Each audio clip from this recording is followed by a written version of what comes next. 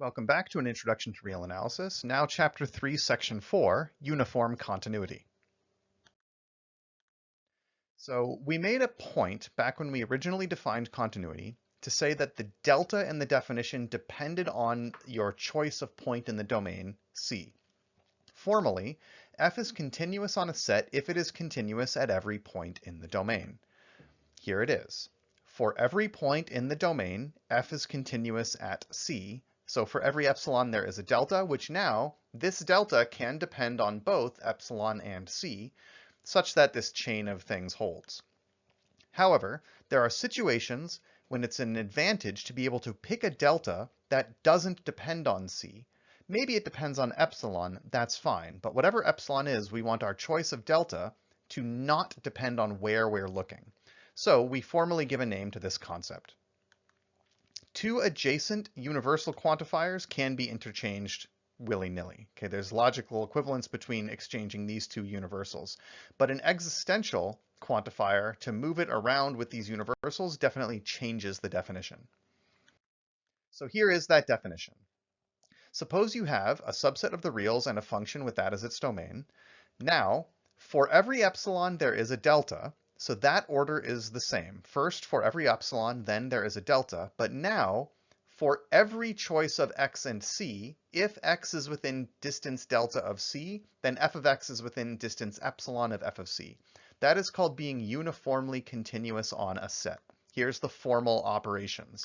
It's the same as saying f is continuous on a set C, except the universal quantifier on C comes after the existential quantifier on delta.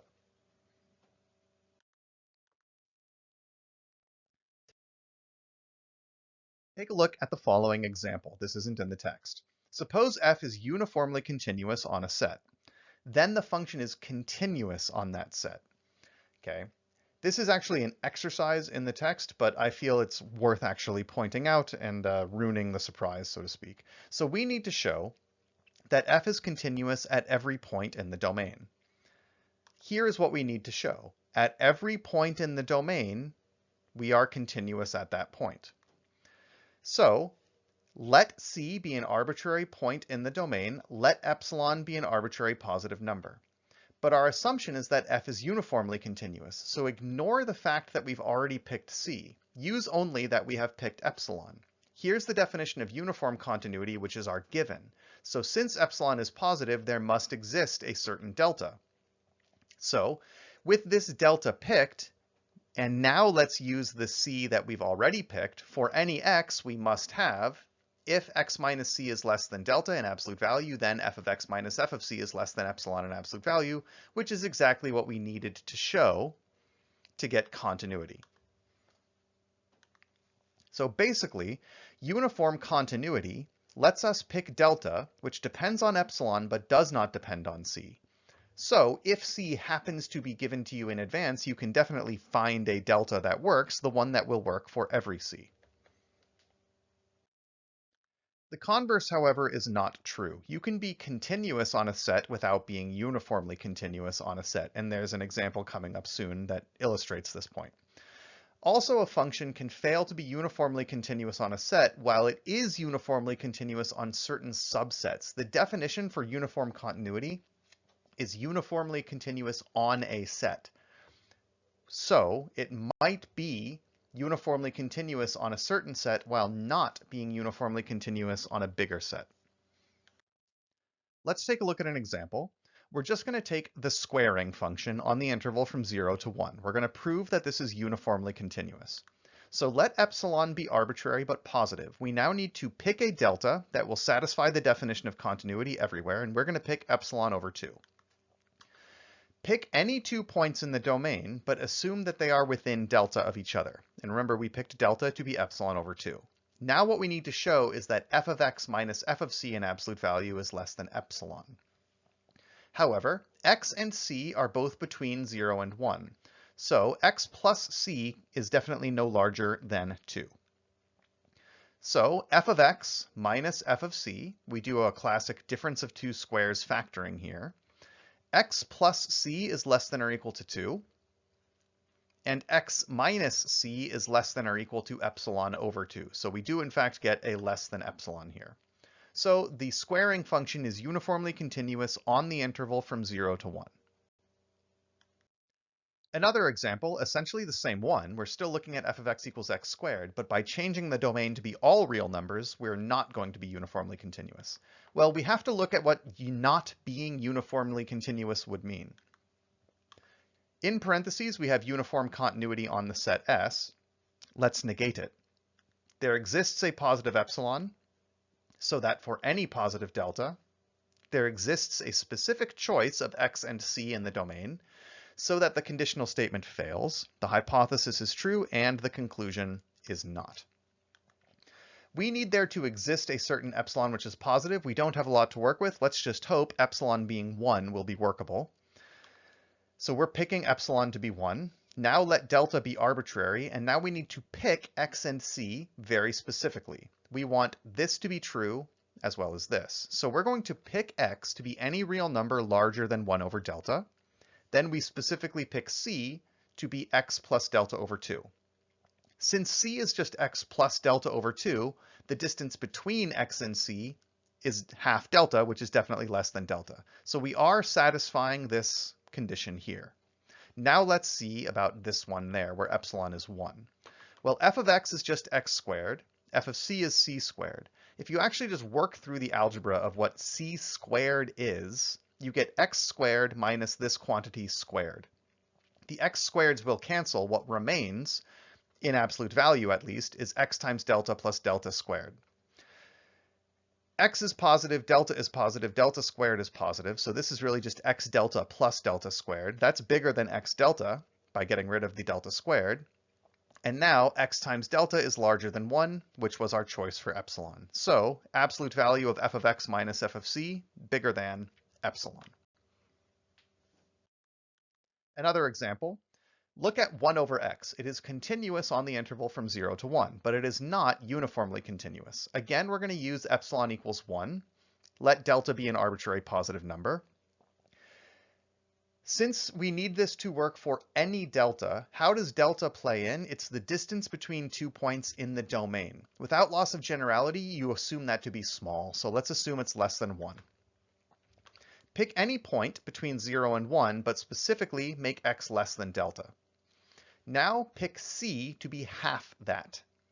So whatever x is, c is half as much. So the distance from x to c is exactly half x, but since x was less than delta, this is less than half delta, which is less than delta itself. So the distance between x and c is less than delta. Now let's look at the distance between f of x and f of c. We want it to be at least as large as epsilon, which is 1.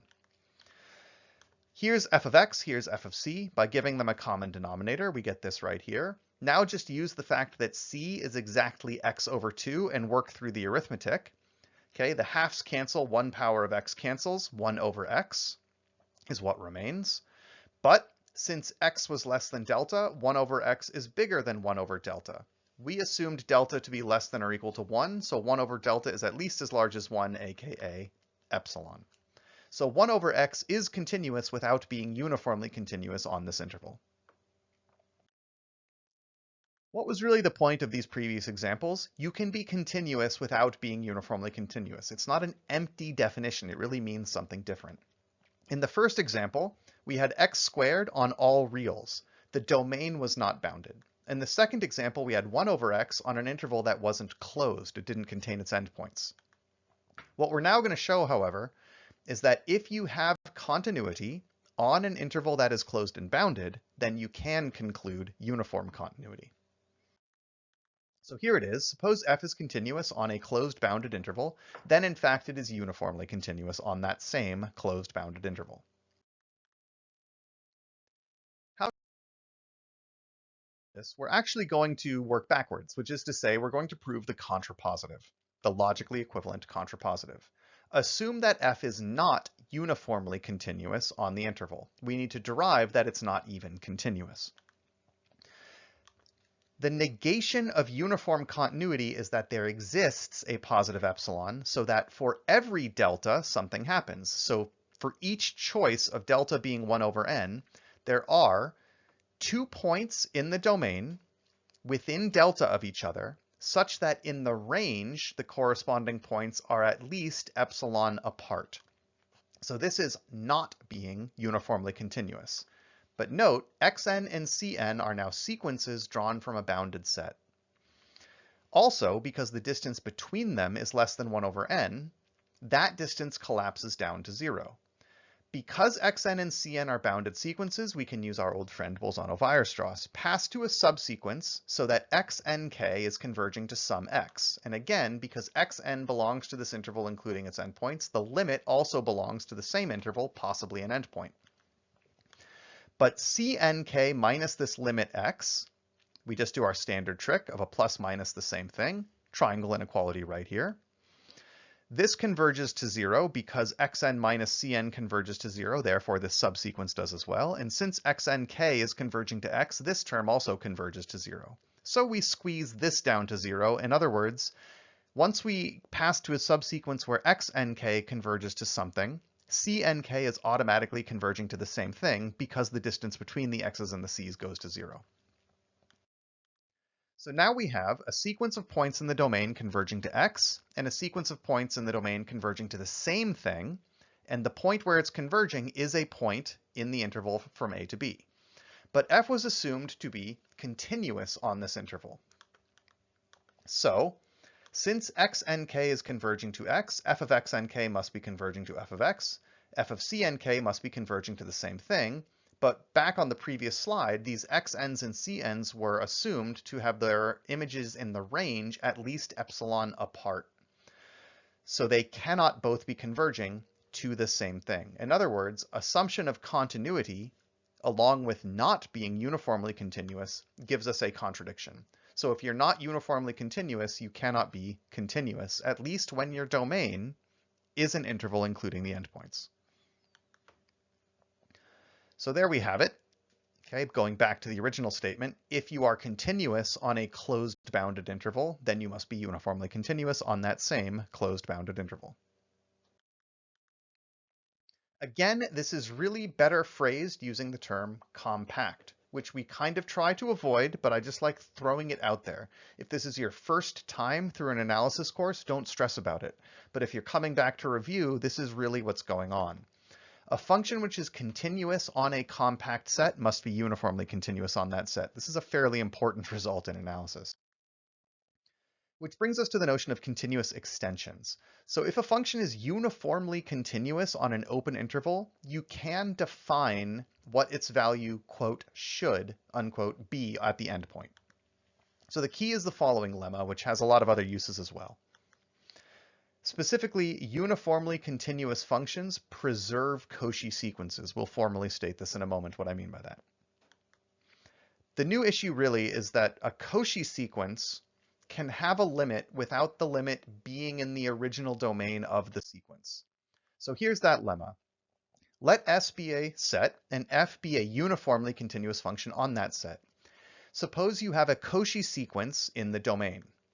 Then f of that sequence is a Cauchy sequence in the range.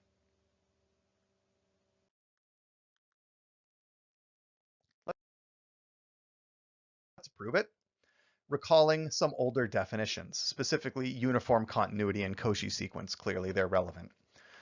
We need to prove f of xn is Cauchy, so let epsilon be positive.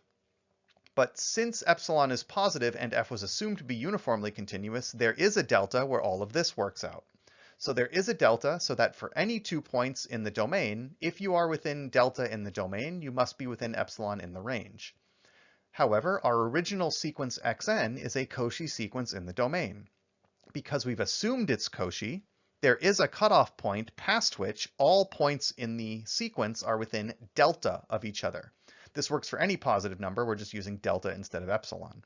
So because this is a Cauchy sequence, past a certain point, all terms are within delta of each other. But observe, once they're within delta of each other in the domain, f of them is within epsilon in the range, meaning the sequence in the range is also a Cauchy sequence, just with epsilon instead of delta. So an application of that previous lemma is this following extension result. A function on an open interval is uniformly continuous if and only if it can be extended to a continuous function on the closed interval. Equivalently, if and only if the one-sided limits at the endpoints exist. So here is that stated formally. A continuous function on an open interval from a to b is uniformly continuous if and only if the limit as x approaches a from above of f of x and the limit as x approaches b from below of f of x both exist. In which case, you can define a function f tilde to simply be f of x on its original domain, but now achieve those limiting values on the endpoints. And that function is continuous. So let's prove if and only if to prove, so let's do one direction. Let's assume that these limits exist. Now we need to show that f tilde is continuous. F tilde is defined, in this piecewise way. Let's first tackle not being an endpoint. We're going to do the sequence definition of continuity. Suppose you have a sequence converging to C. Since C was not one of the endpoints, past a certain index at least, you are not stating that endpoint in your sequence. Okay, because C is away from A and away from B, eventually you do not see those endpoints in the sequence. The point is, you have a sequence converging to C, and at least past a certain index, you're not seeing one of those endpoints. And as long as you're not seeing an endpoint, f and f tilde are the same function. F tilde and f are equal as long as you are not at an endpoint. So f was assumed to be continuous everywhere between a and b, including the point C. We now have a sequence converging to C in the domain of f, where it is continuous. So f of xn must converge to f of c, but f tilde and f are the same here, so f tilde of xn must also be converging to f of c. But again, because C isn't an endpoint, f and f tilde are the same. So for any sequence converging to C, f tilde of xn converges to f tilde of c.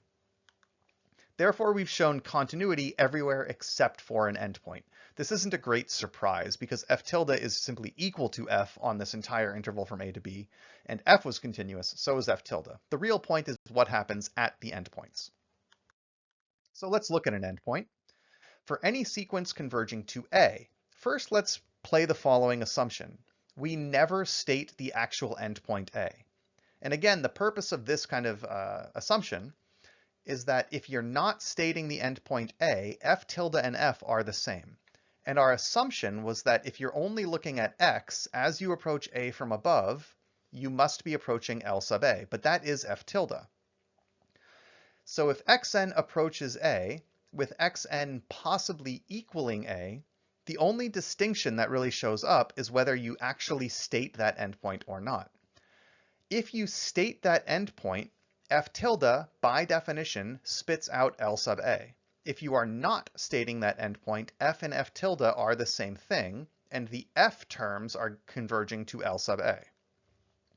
So the f terms are converging to L sub A. The f tilde terms are converging to L sub A as long as you're not stating the endpoint, and if you are stating the endpoint, you're actually spitting out exactly the value L sub A.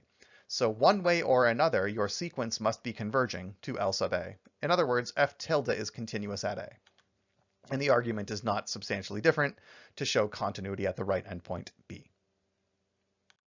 So recall what our goal is, by the way. We need to show that f is in fact uniformly continuous, having assumed that these limits exist. Uniformly continuous on this domain. So our new function f tilde, we've shown it's continuous on the entire interval from a to b. Thanks to an earlier theorem, if you're continuous on the interval from a to b, including the endpoints, you are in fact uniformly continuous. An exercise states that a restriction of a uniformly continuous function is uniformly continuous. So if I take f tilde and I restrict it to only being on the open interval, that's also uniformly continuous. But what is f tilde restricted to this interval? Exactly f. Therefore, having assumed these limits LA and LB exist, we find that the original f is uniformly continuous on its domain, the open interval from a to b. Let's take a look at the other direction. Assume that this f is uniformly continuous. Now let xn be any sequence converging to A, but specifically xn is not going to ever be equal to A. It's in the domain A to B not inclusive. Because the sequence converges, it's Cauchy, but f is uniformly continuous. So if I have a Cauchy sequence in the domain, the corresponding sequence in the range is also Cauchy, and therefore that sequence converges. So for any sequence converging to A, the corresponding sequence in the range has to converge to something. A priori, depending on what the sequence xn was, you might get a different limit out. But suppose you have two sequences both converging to A. This sequence in the range and this sequence in the range must both converge to something. Let's call them f sub x and f sub y. But now make a new sequence by interspersing your x's and y's together. The x's are converging to A, the y's are converging to A, so overall this converges to A. So this sequence, f of x1, f of y1, f of x2, f of y2, and so forth, must again converge to something. But every other term is converging to either fx or fy. So since this sequence of just the f of x's and f of y's interspersed has a subsequence converging to f sub x, but also has a subsequence converging to f sub y, but must converge overall, all subsequences must converge to the same thing. In other words, f sub x and f sub y must be equal. So no matter what sequence you take converging to A, the corresponding sequence in the range has to in fact converge to the same thing, which is to say that this one-sided limit exists. And the proof on the other side is essentially the same argument. Let's talk about removable discontinuities. So our previous proposition, a typical application, is the following. Suppose you have a function that is uniformly continuous on the union of the two intervals -1 to 0 and 0 to 1. Then the limit as x approaches 0 of f of x must exist.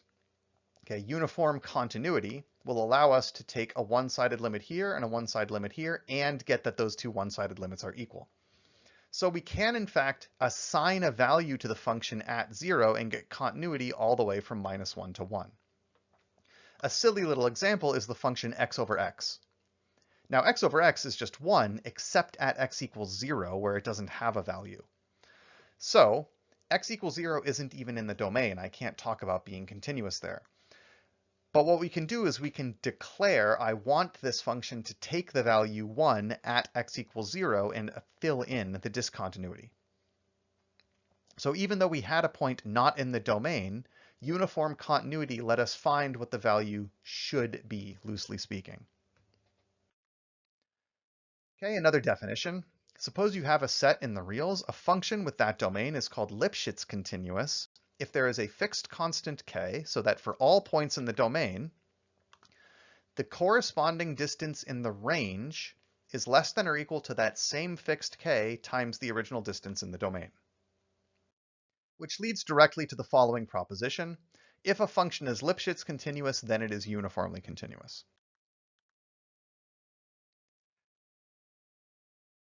Let's prove it. Let's recall the definitions of Lipschitz continuity and uniformly continuous. We need to prove f is uniformly continuous, so let epsilon be positive. However, according to Lipschitz continuity, there is some k here. Now, in uniform continuity, we're going to assume that the distance from x to c is less than delta. So I need to show there exists a certain delta. I'm picking epsilon over k, where k is the constant that the given Lipschitz continuity spits out. So this is our choice of delta. Now, if I assume the distance from x to y is less than delta, Lipschitz continuity now gives us that the distance between f of x and f of y is less than k times delta, which is exactly epsilon. Pretty quick proof. Lipschitz continuity implies uniform continuity. There are a lot of functions that have this Lipschitz continuity property, but do be careful. Similarly to uniform continuity, the domain makes a very big difference in establishing the definition and interpreting it. So there are a few upcoming examples. There are also exercises in the text that really illustrate this dependence. We're going to interpret Lipschitz continuity in a geometric way. Suppose f is a Lipschitz continuous function with some associated constant k. So we can rewrite the inequality to say that as long as x isn't equal to y, instead of saying the distance from f of x to f of y is less than or equal to k times this distance, we divide that over here. And this ratio should look pretty familiar to people who've studied calculus before. The ratio inside that absolute value is the slope of a secant line, connecting the point x f of x to y f of y. So Lipschitz continuity is in essence saying that the slope of secant lines is never too big. It's always less than or equal to some k, at least in absolute value. So every secant line being not too steep is an interpretation of Lipschitz continuity. Here's an example. Sin x and cos x are Lipschitz continuous. In an earlier example, we developed the following inequalities. The distance between sin x and sin y is less than or equal to x minus y, similarly for cosine. So directly, we see that both are Lipschitz continuous with k equals 1. Another example.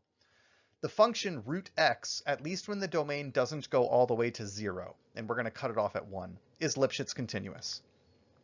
So let's compute root x minus root y. We multiply by the algebraic conjugate and divide by it as well to get this. Okay, now since x and y are both positive, so are root x and root y. So this denominator is really just root x plus root y without absolute value. Similarly, x and y are at least 1, so both roots are at least 1, so that denominator is at least 2, which is to say this quantity here, root x minus root y, is less than or equal to a half times x minus y. So we get Lipschitz continuity with k equals a half. I had mentioned that this will work as long as you cut this domain off anywhere positive. It was a nice computation when we picked 1, but as sort of a side problem, if you just let this be a variable, a positive delta, try to figure out what the corresponding k is. Another example.